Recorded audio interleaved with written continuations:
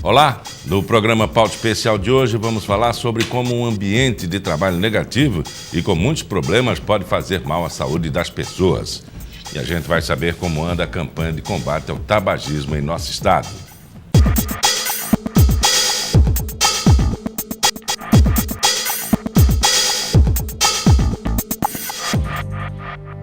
Um ambiente de trabalho negativo com muitos problemas de relacionamento entre empregados e com seus patrões também pode causar uma série de doenças físicas e psicológicas nas pessoas. Para explicar como isso funciona, eu converso agora com a psicóloga Carol Félix.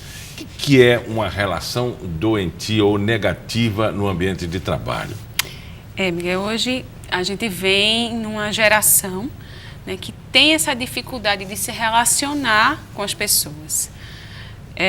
Hoje em dia se investe muito na capacitação, na qualificação, no conhecimento técnico, mas estamos esquecendo de investir em relacionamento, em aprender a lidar com as diferenças, em aprender a lidar com ritmos de trabalhos diferentes, em sermos mais tolerantes.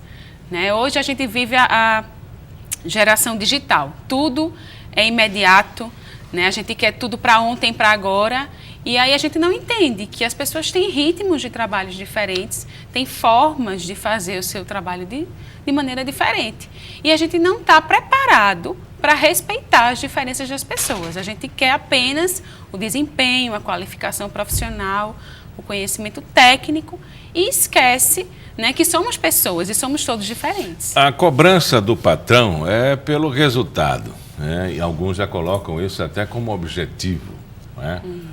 Na relação trabalhista, isso é terminantemente proibido, mas ainda assim as pessoas insistem em ter essa prática.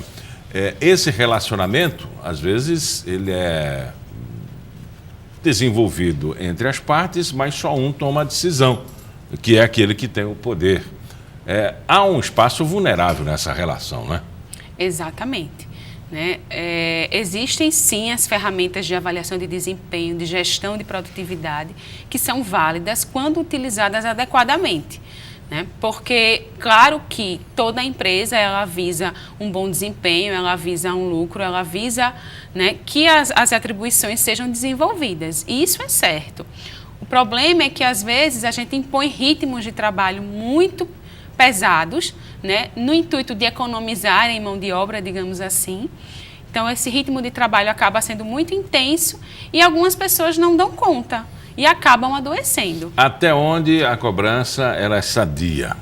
A cobrança ela é sadia quando ela é pactuada, Quando os prazos, as condições, a estrutura para você realizar aquela atividade, ela é fornecida. Porque, às vezes, você recebe uma atividade para fazer, mas você não tem a estrutura adequada.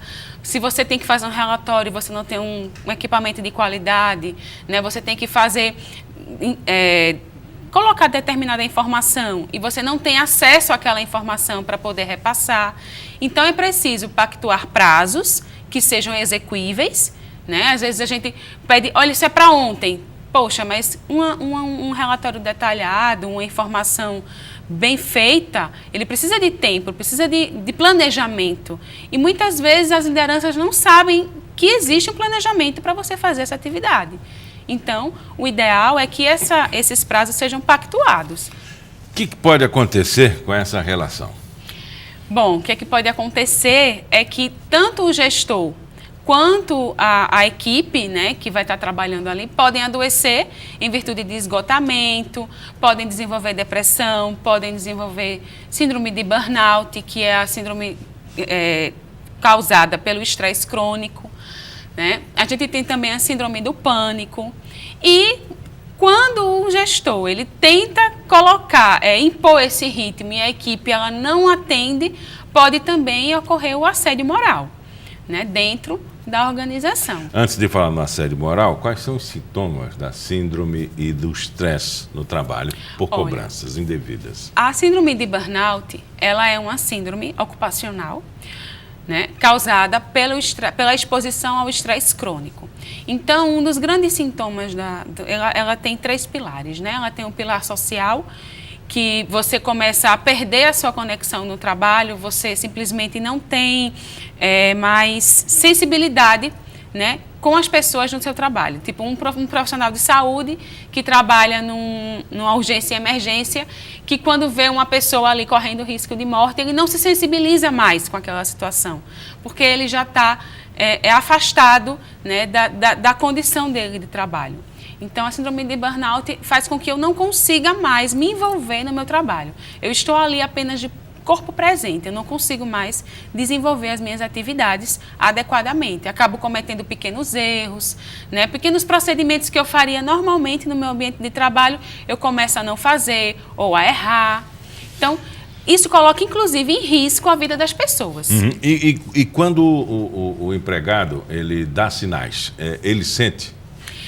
Geralmente a gente não dá muito valor quando a gente sente alguma coisa, né? Eu costumo dizer assim, se você vai fazer seus exames e tem açúcar alto, você automaticamente faz uma dieta para melhorar.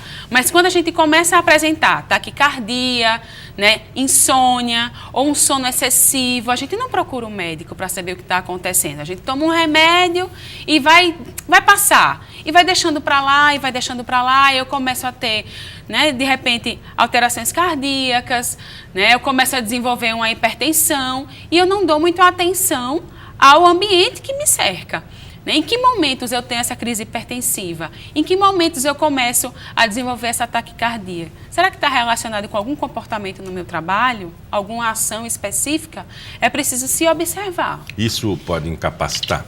Pode sim. Né? Do Sereste, que é onde eu trabalho, a gente recebe alguns trabalhadores que realmente estão incapacitados. Não é uma incapacitação permanente, né? Ela é temporária. Por quê?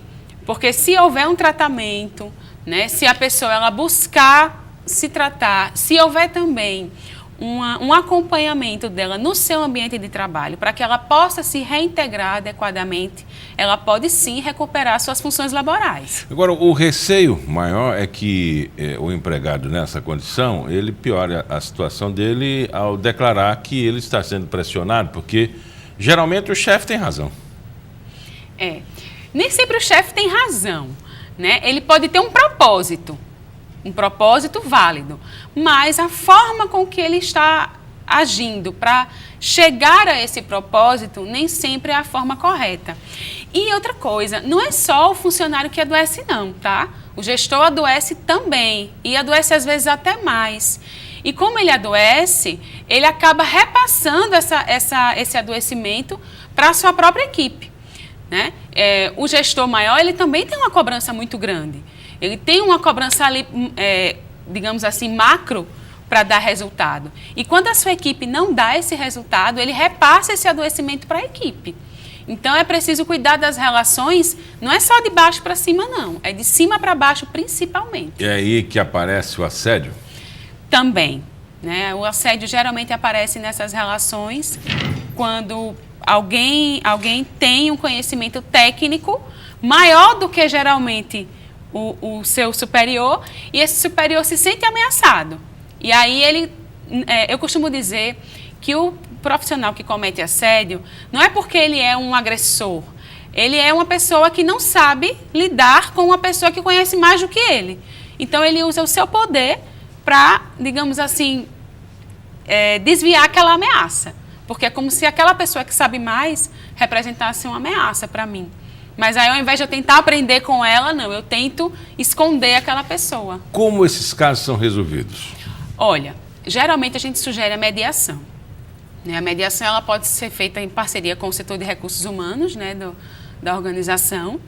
Então, lá, os recursos humanos faz a mediação, em que ele ouve as partes, né, tanto de quem sofreu o assédio como de quem está praticando, para que haja um consenso, para que haja uma conscientização de que aquele comportamento está incomodando o outro.